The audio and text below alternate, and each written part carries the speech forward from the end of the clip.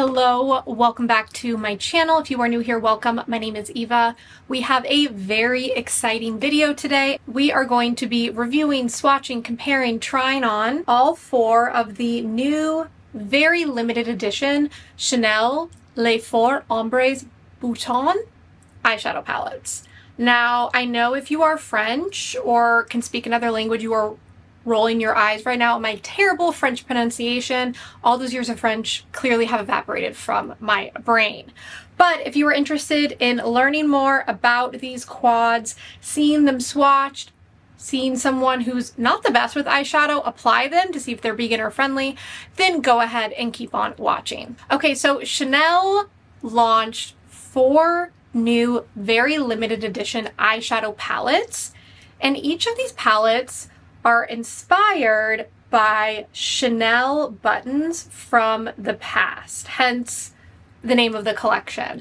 Now, when these first leaked, I want to say images of these leaked like 4 months ago. I knew I was going to purchase them. I started saving. I was like, these will be mine. These will be a very, very early birthday present to myself. And I just had to pick up all of them. They do retail for a whopping $86. At this very moment, they are out of stock. I will still link to them down below because there is a chance they will come back in stock. I will also update links if they end up coming to Nordstrom, for example, or Ulta. Sometimes Ulta gets limited edition Chanel now.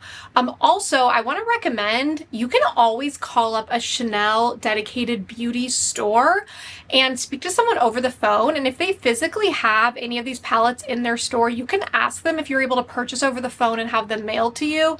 That's how I purchased mine. Shout out to the Chanel beauty store in the Domain in Austin. That's how I picked up mine. So do not fear, call around a few different stores, see if someone can hold and ship them out to you if you are dying to get your hands on these. Before we go into the palettes, let's quickly touch on packaging. The packaging is just the normal shiny black outer packaging, but what they did do is they did something very cute and special where each of the pouches is embossed with a different Chanel button. I don't remember which pouch came for which of the products, but like, look how cute. I hope the embossing is picking up on camera, but each one is different, and I think that's so fun and unique. I do think it would be really cool if they had done something different on the outer packaging, like if they had, instead of doing the traditional CC logo here, if they had embossed this special logo on here, but they would have made these then probably like $500 if they did that sort of upgrade. Let's go into the individual palettes. This is palette number 219, Boutons Couture. And again, that's embarrassing, my American accent trying to pronounce anything French. Of the embossings, I think this one might be my favorite. I actually think these kind of look like chocolate truffles. Then we have number 229, Boutons Stellaire, and these are all celestial themed buttons. So we have little stars embossed. We have, I think this is more of like a sunburst down here. I actually take it back. This one has my favorite embossings. This is number 209, Boutons Mademoiselle. And I mean, has the Chanel Mademoiselle like perfume embossing here. We have a Chanel number 5. These embossings are just too cute. It was honestly painful for me to swatch these earlier because of how beautiful the embossings are. It was painful. It was painful. And then last we have number 239, Boutons Baroque. I'm going to go through each palette one by one, do some swatches for you, and then on the fly, do a little eye look. I am a beginner at eyeshadow. If you've watched my videos before, I've said this a million times. I am a makeup enthusiast. I'm definitely not a makeup artist. So this will be a good way for you to understand, are these shadows and are these color stories beginner friendly? Because if I can make a wearable eye look, trust me, you can make a wearable eye look too. We will start off with Boutons Couture. Here we have the shades swatched on my hand. This is the most, I would say, boring of the palettes. It's the most expected, but these are just beautiful colors. I like that this palette kind of has a mixture of some cooler tones and then some warmer tone neutrals. It's not just, I mean, okay, majority of them are cool toned, but I do feel like you do get one warmer tone one back here.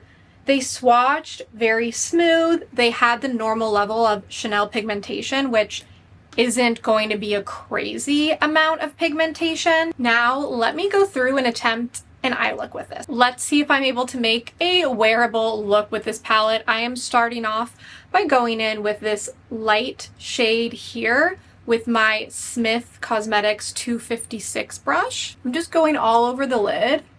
This is definitely a barely there shade. Okay, it actually builds up nicely. And this is a very pretty sheer and subtle all over lid color. I am so nervous. It's been a while since I've done eyeshadow on camera. I'm actually going to take my finger and apply this shade here, kind of on top of that shade. I know some YouTubers will practice their eye looks off camera first, which is admirable.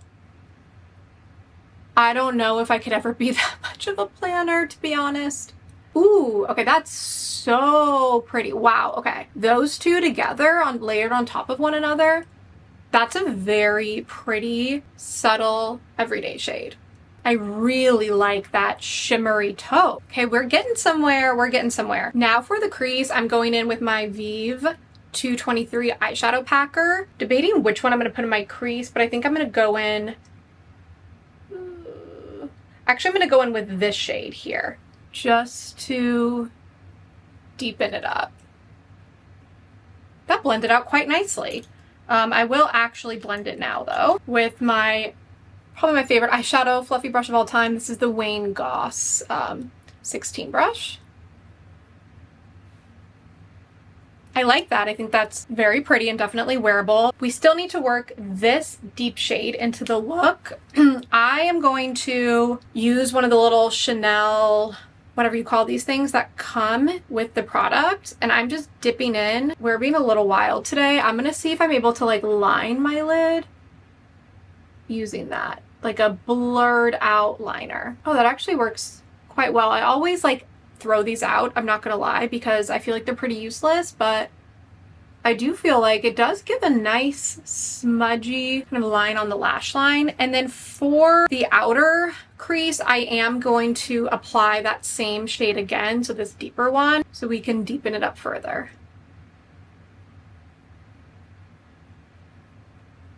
Now I'm going in with my Sephora 27 brush just to try to blend out.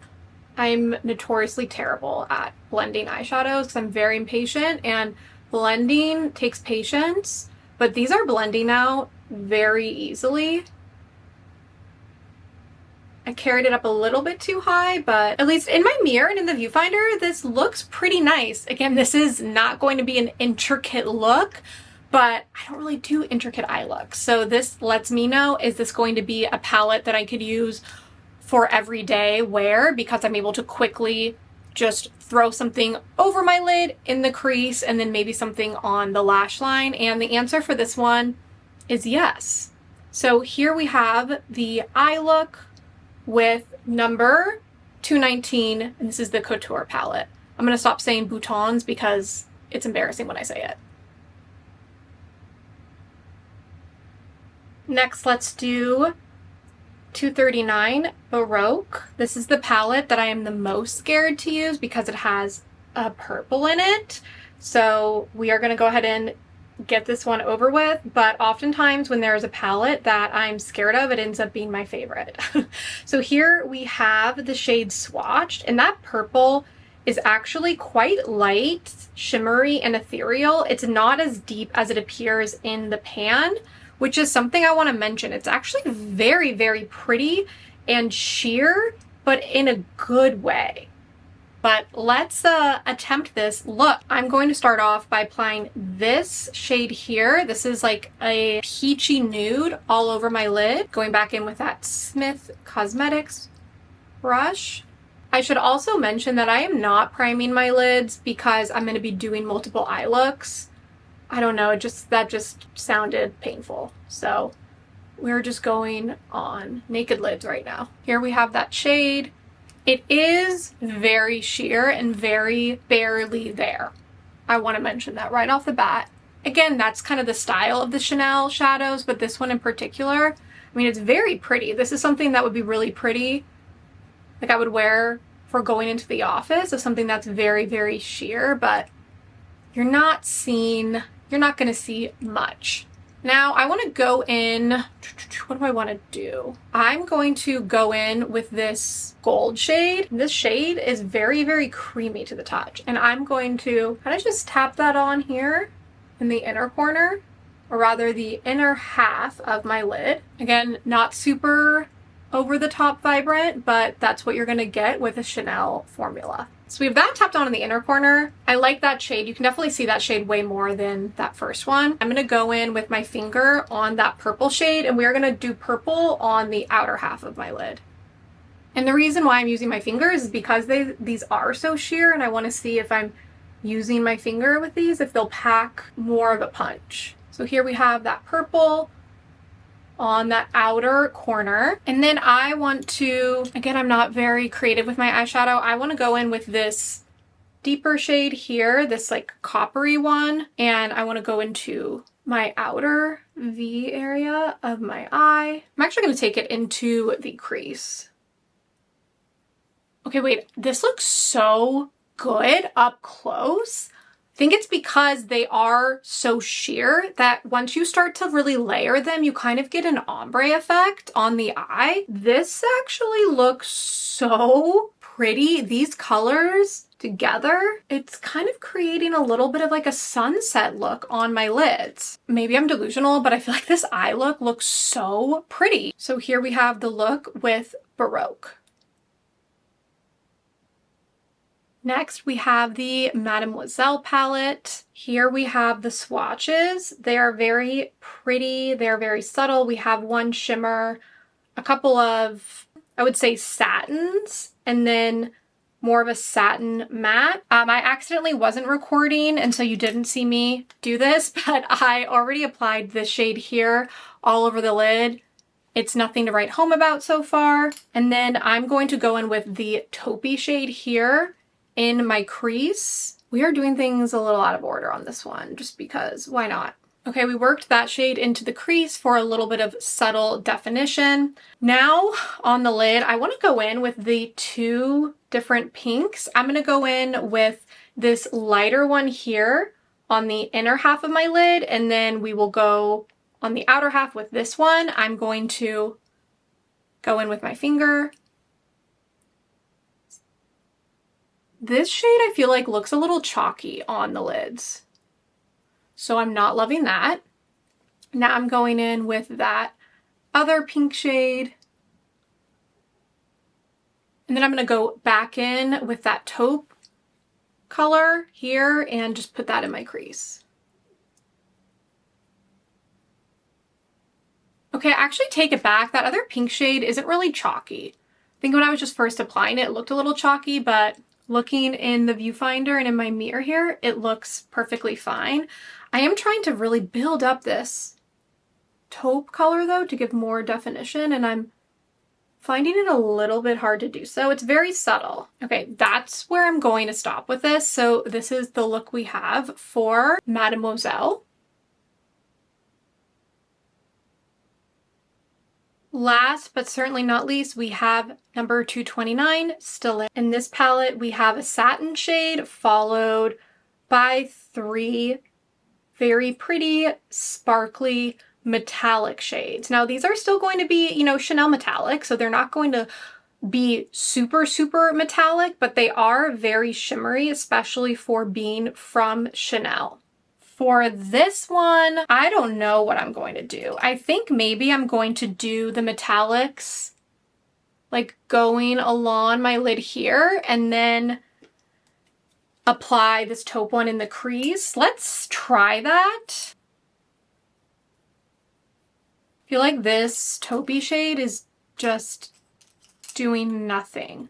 Like I'm struggling to get it to adhere to my crease. Like, what is going on? Okay, that's as good as it's gonna get. We'll revisit that taupey shade because right now I'm like, I don't know what's going on with it. Let's go ahead and start with let's do the gold on the inner portion. We'll do the silver on the middle, and then we will do the bronze on the outer portion. Going in with my finger, very sparkly and pretty. I'm actually gonna use one of these guys, very similar to mimicking a finger. Ooh, that silver is so pretty and smoky.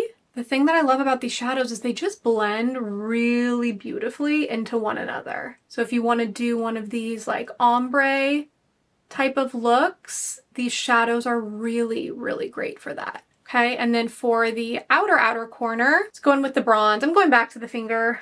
I think this looks so cool, especially up close. Again, I don't know if it's going to translate well on camera right now, but I barely had to do any work. It was just with my fingers, and it does really look like these metallics are kind of like melting and fading into one another. Again, I'm going to try going in with this taupey shade here.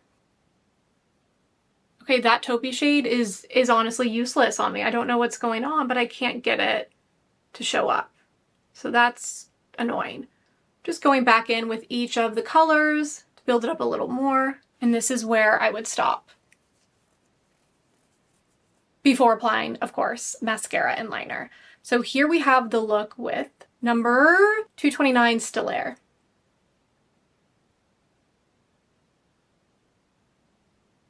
I went through my extensive Chanel eyeshadow collection to pull some palettes for comparison. Now, I wasn't able to find, at least in my collection, any palette where I was like, oh, this looks like this palette, like from the Boutons collection.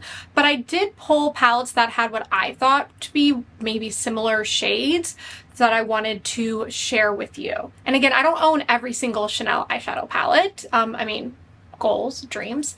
So there could be some out there in existence that are similar, just none of the ones I have had like an exact color story.